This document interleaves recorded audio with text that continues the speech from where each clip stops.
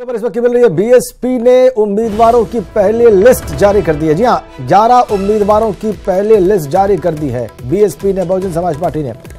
सहारनपुर से हाजी फजलुर रहमान उम्मीदवार होंगे बीएसपी के और महागठबंधन के। ऐसे ही बिजनौर सीट से मलूक नागर, नगीना से गिरीश चंद्र, अमरोहा से कुंवर दानिश अली, मेरठ से हाजी मोहम्मद याकूब बीएसपी के उम्मीदवार होंगे। और गौतम बुद्ध नगर से, नोएडा से सतबीर नागर बीएसपी के उम्मीदवार होंगे। बीएसपी की पहली लिस्ट जारी हो गई है। महागठबंधन में मेजर स्टेक है बीएसपी के पास और उन्होंने 11 उम्मीदवारों की पहली लिस्ट जारी कर दी है। वो एक बार हम फिर से आपको बता दें, इस वक्त की बड़ी खबर, 11 उम्मीदवारों की पहली लिस्ट बीएसपी की ओर से। कैंडिडेट्स के नाम एक बार फिर से आपको बता दें। सहारनपुर से हाजी फजलुर रहमान, बिजनौर से मलूक नागर, नगीना से गिरीश चंद्र, अमरोहा से कुंवर दानिश अली, मेरठ से हाजी मोहम्मद याकूब और गौतम बुद्ध नगर से सतबीर नागर। कल शाम को बीजेपी ने लिस्ट जारी की और आज 11 उम्मीदवारों की पहली लिस्ट जारी कर दी है उन इलाकों के लिए जहां पर पहले और दूसरे फेज में मतदान होना है। 11 उम्मीदवार घोषित कर दिए अपने बीएसपी ने।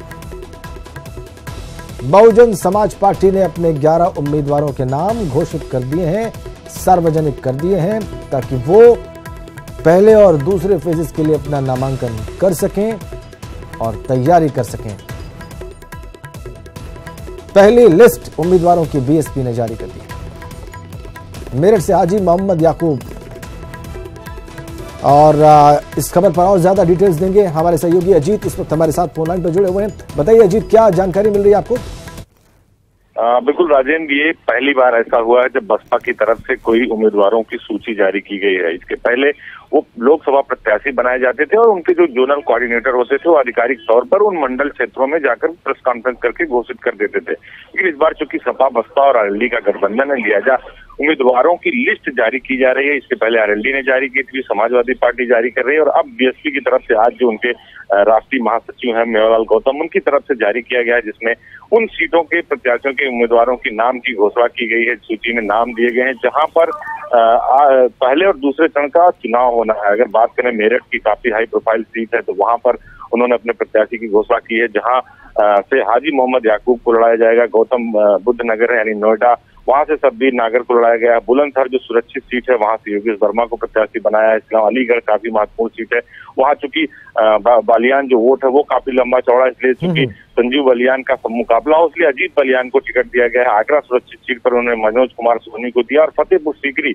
वहां से बीएसपी ने बड़ा उम्मीदवार निकाला है, क्योंकि बीजेपी को चुनौती देने के लिए वहां से उन्हें फॉरवर्ड कैंडिडेट की तलाश थी। लिहाजा राजवीर सिंह को वहां से प्रत्याशी बनाया गया। इसके अलावा आंवला से रुचि बीरा को बनाया गया है। सहारनपुर से हाजी फजलुर रहमान और बिजनौर से मलूक नागर, यानी सब कुछ एक के बाद एक क्रम के हिसाब से मायावती करें, क्योंकि मायावती इस बात को जानते हैं कि उनके सामने प्रियंका गांधी भी हैं और बीजेपी भी है और नरेंद्र मोदी और योगी भी हैं।